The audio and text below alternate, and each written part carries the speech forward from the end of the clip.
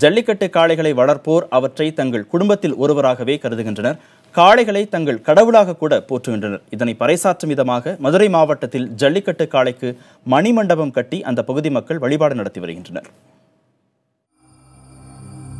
மதுரை மாவட்டம் பொந்தகம்பட்டி கிராமத்தில் உள்ள முத்தாரம்மன் கோவில் அறங்காவலர் சார்பாக ஜல்லிக்கட்டு காளை ஒன்றை வளர்த்து வந்துள்ளனர்.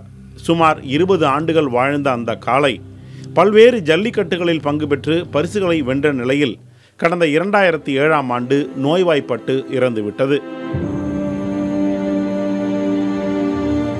தங்களது உறவு ஒன்று தங்களை விட்டு பிரிந்தது போல துயருற்ற அந்த கிராம மக்கள் முத்தாரம்மன் கோவில் வளாகத்திலேயே அந்த காளையின் உடலை புதைத்தனர்.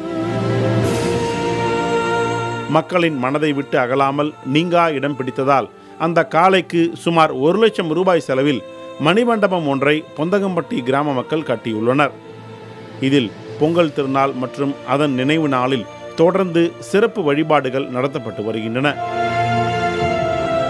ஜல்லிக்கட்டு காளைகளை வளர்ப்பு பிராணியாக மட்டும் பார்க்காமல் கடவுளாக மக்கள் மதிக்கிறார்கள் என்பதை எடுத்துக்காட்டும் சாட்சியாகவே இந்த மணிமண்டபம் காட்சியளிக்கிறது.